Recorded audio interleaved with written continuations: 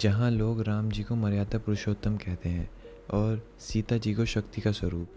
सीता जी मिथिला की थी, राम जी अयोध्या के। फिर भी राम जी ने स्वयंवर में धनुष उठाया, न जाति देखी न वंश, बस सीता जी का ज्ञान, मर्यादा और आदर्श समझा।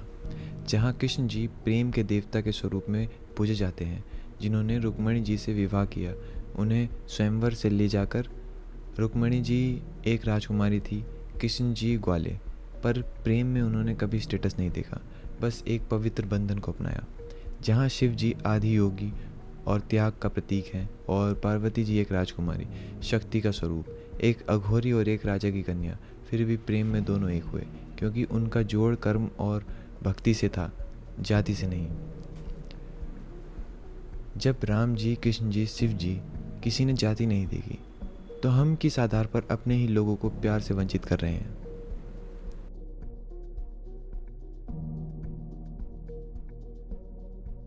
भगवान सही है या तुम लोग? ज़रा एक बार दिल से सोचो।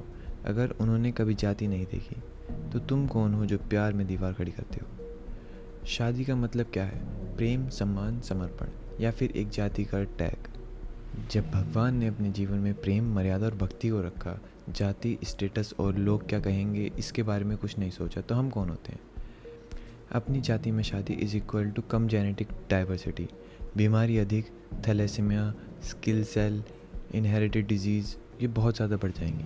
WHO says genetic diversity is equal to स्वस्थ जनरेशन।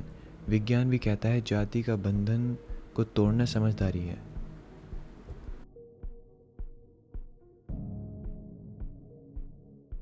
नहीं, वर्ण व्यवस्था कर्म पर आधारित थी, जन्म पर नहीं। अंग्रेज़ों ने 1901 की जनगणना में जाति को फिक्स किया, डिवाइड एंड रूल किया और हमारे देश पर राज किया।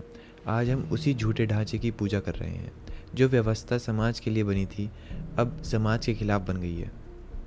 भारत में 77% लिटरेट रहते हैं, पर एजुकेटेड नहीं, बस ट्रेंड हैं, डिग्री ले ली है, पर सोच वही पुरानी।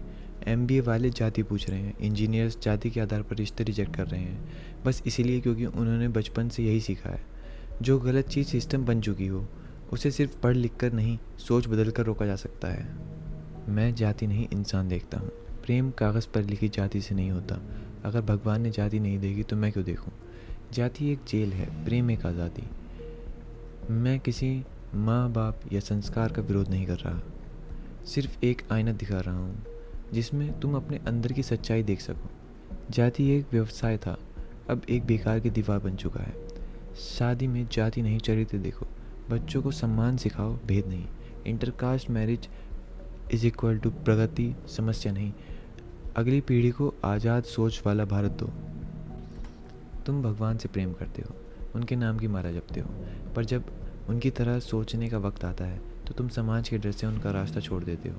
जब राम जी, कृष्ण जी, शिव जी ने जाति नहीं देखी, तो तुम क्यों देख रहे हो? भगवान के प्रेम में भेद नहीं होता, प्रेम में ही भगवान मिलते हैं। सोचो, समझो, बदलो। वही पुराना भारत जिसे सब स्वर्ग मानते थे, वही जिसे सब सोने की चिड़िया कहते थे, जहाँ देश विदेश से लोग आकर यहाँ का कल्चर और यहाँ की प्रथाओं का सम्मान करते थे, उसी भारत को वापस लाने के लिए कदम बढ़ाओ। आपने क्या कदम बढ़ाया? मुझे टैग करो, वीडियो बनाओ, #बैक एंशिएंट भारत। तब तक के लिए